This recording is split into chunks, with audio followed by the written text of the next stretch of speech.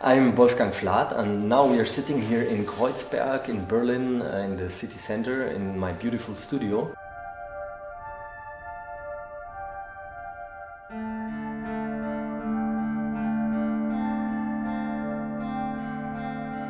I grew up in a small village in South Germany with 6 brothers, and I was always interested in digging holes and finding clay, modeling pipes or making fire and hammering iron to get arrows for playing Indiana Jones.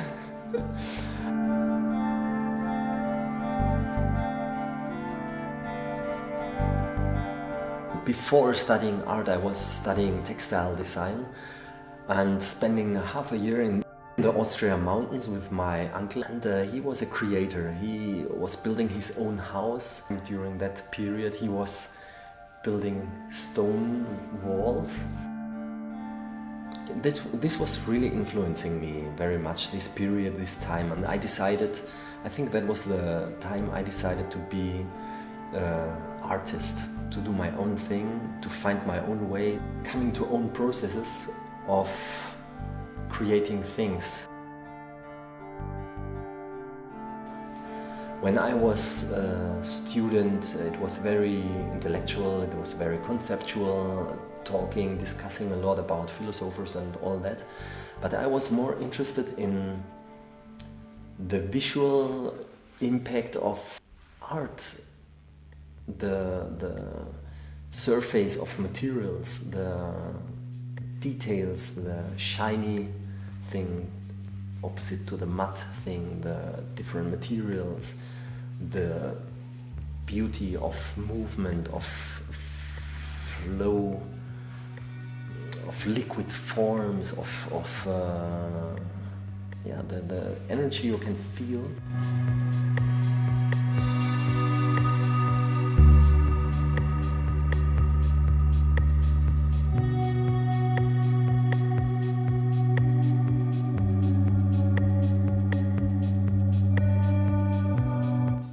That was the period when I was reading books about minimal art.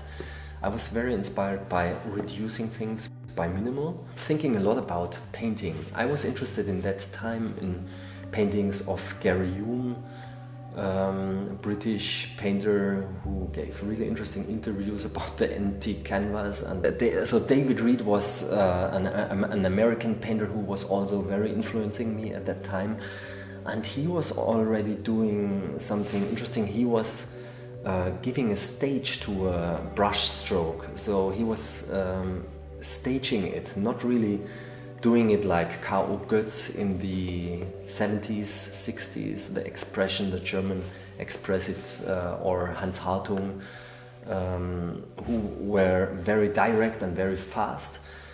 David Reed was interesting to me because he was staging it. He was sanding and detailing it, also like Roy Lichtenstein, who was drawing and painting the brush strokes. So it was not the result of one fast gesture, it was the result of staging it. So that and a couple other coincidences brought me to the way how I do my wall pieces, my relief works.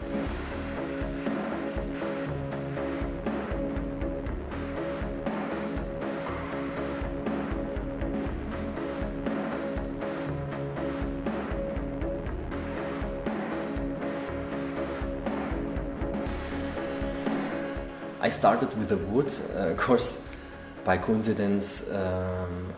I got, when I was a student, I got a couple art crates. I didn't have canvases, I started painting on them. So it was really by coincidence.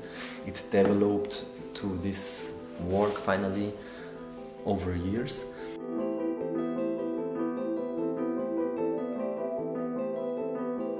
It has a lot to do with concentrating and focusing on this one moment. And it takes me hours, days, and for a big work can be weeks, and a lot of energy.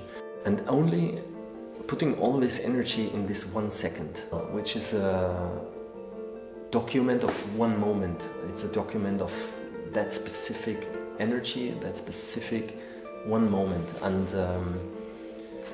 it says also something, nothing can be repeated. It's a very unique, very single thing existing only once. And I'm reversing the process, turning around, starting from a perfect spray painted surface and do the wood cut into it. Yeah, the reversing process of removing things, bringing back to nature, showing the wood, showing the original material, has a lot to do with the time we live right now. We're talking a lot about sustainability, renaturing areas, finding a balance between nature and human being and society and technology.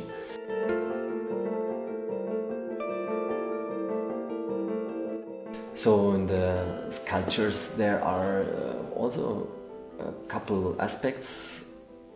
One of the big influences is Giuseppe Pennone's work, where he turns back the time in bringing back the plant of used wood beams, usually used in houses, had a static function in a building, and he started bringing back the inner plant of the beam, and so it's like poetically turning back time, bringing back time. And my work is the same way of using industrial cutted trees, woods, and building organic forms, which is totally based on nature, totally based on how things are built in nature, in the microscopic, also in the bone structure. If you cut a bone and look inside, you have the same principle of knots which stabilize the system very much, who give strength and give stability, and it's only following a principle of the nature and building my own form, building my own very intuitive forms.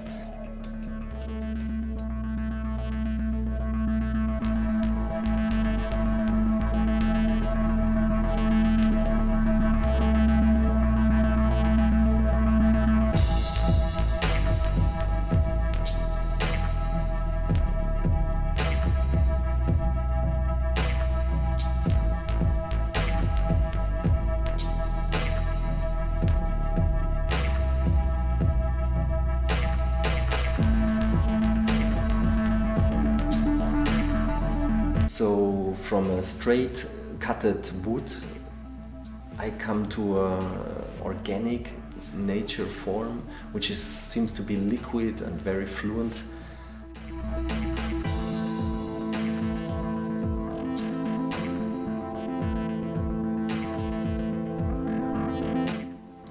I was fascinated in the beginning, in very classic sculpture of Henry Moore and others, which always had a size of related to the human being, which my sculpture also does, but from that I was turning the dimensions into big scale installations where the human is like a microbe walking through a DNA or neural networks.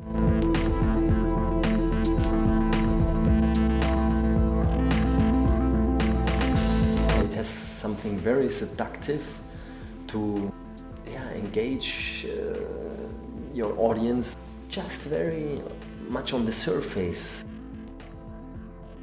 But in the same time it has something very strong, because it's very basic, it's very nature-based, profound.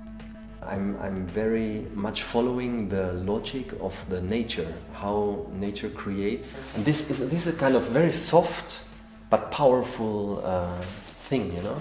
And this is, I want to find with my work. I want to seduce the eyes, following this form and transforming into a dancing position.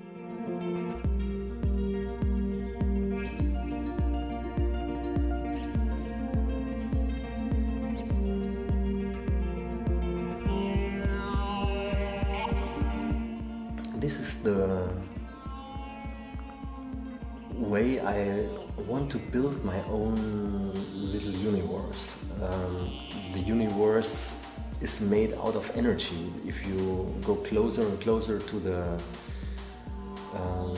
molecules, finally you have no material, you have just energy and movement, pace, and this is something I want to do just by using and getting this inspiration, bringing beauty into other people's life. Finally, it's all about energy.